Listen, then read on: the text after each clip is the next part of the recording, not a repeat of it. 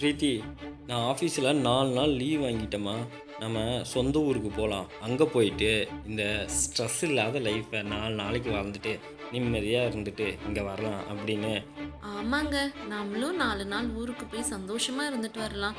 இந்த மனுஷங்க சிரிக்க கூட மாட்டேங்கிறாங்க. 4 செவுத்துக்குள்ள இருந்து எனக்கு ரொம்ப கவலையா, மன உளைச்சலா இருக்கு. தயவு செஞ்சு நம்ம ஊருக்கு சீக்கிரமா போயிடலாமா? இருவரும் புறப்பட்டு சொந்த ஊருக்கு சென்றனர். அத்தை, நல்லா இருக்கீங்களாங்க அத்தை? உடம்பு நல்லா இருக்கா?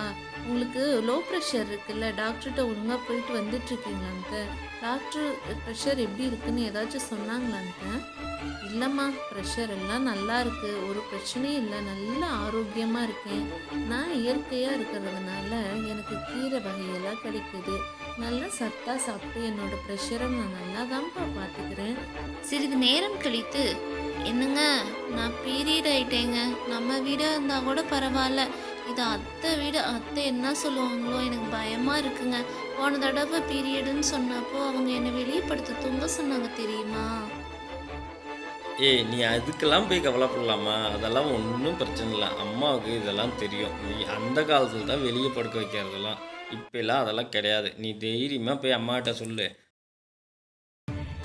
அத்தை, நான் வீட்டுக்கு தூரம் ஆயிட்டேன் அத்தை. என்ன பண்ணுறதுன்னு எனக்கு ஒன்றுமே புரியலை அத்தை. என்ன ஒன்றும் புரியலையா? காலங்காலமாக பண்ணுறது தான். வீட்டுக்கு வெளியே ஒரு ஓரமாக படுத்துக்கோ. இதில் என்ன இருக்குது? ஒன்றும் புரியாமல் இருக்கிறதுக்கெல்லாம் ஒன்றும் இல்லை. உன் நாத்தனா வந்தால் கூட வெளியே தான் படுத்துக்குவா. உனக்கு ஒன்றும் புதுசாக பண்ண முடியாது. என்னங்க, அத்தைகிட்ட போய் சொன்னேன்னா அத்தை என்னை வெளியவே படுக்க சொல்கிறாங்க. அந்த காலத்தில் அந்த மாதிரி இருந்துச்சு. இப்போ தான் எல்லா ஃபெசிலிட்டியும் இருக்குல்ல, ஒன்றும் பிரச்சனை இல்லை. ஏன் தான் இப்படி சொல்கிறாங்கன்னே எனக்கு புரியலைங்க. ஏம்மா, அங்கே தான் பிரச்சனைன்ட்டு இங்கே வந்தால் இங்கேயும் நிம்மதியாக இருக்க தான் விடாமா? வெளியே படு அப்படிங்கிற. அடிக்கிற பனியில் வெளியே படித்தா விரைச்சி போயிட மாட்டாளா? ஏமா இப்படி டார்ச்சர் பண்ணுற? நாங்களே 4 நாள் நிம்மதியாக இங்கே இருக்கலான்னு வந்தால் நீ வராதுமே ஆரம்பிச்சிட்ட சண்டையை. தம்பி, அப்படியெல்லாம் இல்லைப்பா.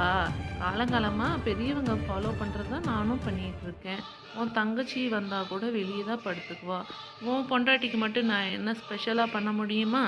என்ன உலக வாழ்க்கையோ அப்படி தான் நானும் நடந்துக்கிறேன். இதில் என்ன நான் புதுசாக பண்ணிட்டேன்னு இப்படி சண்டைக்கு வர்ற? அம்மா, நீ இங்கேயே இருக்கனால உனக்கு ஒன்றுமே புரிய மாட்டேங்குது. நீ சிட்டி சைடெலாம் வந்து பாரு, பெண்கள்லாம் எப்படி முன்னேறிக்கிட்டு இருக்காங்கன்ட்டு.